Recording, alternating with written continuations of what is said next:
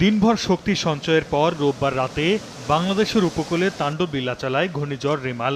5 থেকে 8 ফুট উচ্চতার জলোচ্ছ্বাস আঘাত হানে উপকূলে। মুহূর্তেই লণ্ডভণ্ড হয়ে যায় বাড়িঘর সহ নানা স্থাপনা, ভেঙে যায় বেড়িবাঁধ।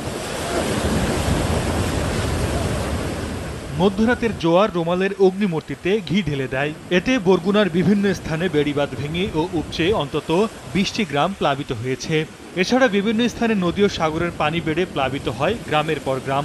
বাতাসের গতিবেগ থাকে ঘন্টায় 111 কিলোমিটারে। স্থানীয়রা বলছে, দুর্বল বাঁধের কারণে ঘূর্ণিঝড় শুরুর আগেই ভেঙে যায় অধিকাংশ বেড়িবাঁধ। এতে সুরক্ষার প্রথম পর্যায়ে ভোগান্তিতে পড়েন সাধারণ মানুষ। নগদে 500 টাকা বা তার বেশি পেমেন্টে পেতে পারেন ঢাকায় জমিসহ 20 কোটি টাকার পুরস্কার। পটুয়াখালী, বরগুনা, বাগেরহাট, নোয়াখালীতে বাঁধ ভেঙে হু হু করে পানি ঢুকে পড়ে জনপদে। পানিবন্দী হয়ে পড়েছে হাজার হাজার বাসিন্দা। ঘরবাড়ি তলিয়ে যাওয়ায় নির্ঘুম রাত কাটে অনেকের। রেমালের আগ্রাসন থেকে প্রাণে বাঁচতে দেশের বিভিন্ন আশ্রয়কেন্দ্রে স্থান নেয় 10 লাখের বেশি মানুষ। এছাড়া হাজার হাজার গবাদি পশু নেওয়া হয় নিরাপদ আশ্রয়ে। সংশ্লিষ্টরা বলছে, মানুষজন আগেভাগে সরকারি আশ্রয়কেন্দ্রে আসায় জানমালের ক্ষয়ক্ষতি কম হয়েছে। আবহাওয়া অফিস বলছে, দুর্যোগের আগেই সঠিক পূর্বাভাস এবং মানুষের সচেতনতায় শক্তিশালী ঘূর্ণিঝড়েও তেমন প্রভাব পড়েনি।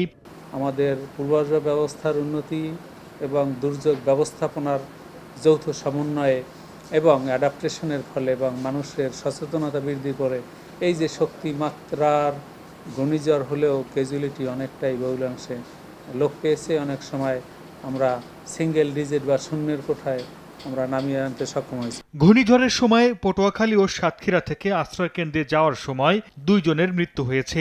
এদিকে ঘূর্ণিঝড় রেমালের প্রভাবে 10 নম্বর মহাবিপদ সংকেতের মধ্যে মোংলায় ধারণ ক্ষমতার 4 গুণ বেশি যাত্রী নিয়ে একটি ট্রলার পাড়ের কাছে ডুবে যায়। বেশিরভাগ যাত্রী সাঁতরে তীরে উঠলেও শিশুসহ 2 জন নিখোঁজ হন। এছাড়া বরগুনার পাথরঘাটায় মুক্তিযোদ্ধা কমপ্লেক্স আশ্রয় কেন্দ্রের গ্লাস ভেঙে 2 জন আহত হওয়ার খবর পাওয়া গেছে। সর্দার মোহাম্মদ আরিফ, সময় সংবাদ।